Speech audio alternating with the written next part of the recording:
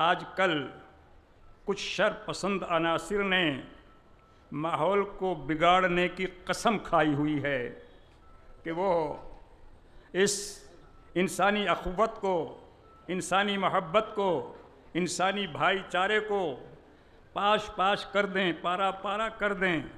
लेकिन अल्हम्दुलिल्लाह मैं इस बात पर फ़ख्र करता हूँ और अपने अहले मेवात के हज़रात को इस बात की मुबारकबाद देता हूँ कि उन्होंने आज तक इस माहौल को ख़राब होने नहीं दिया।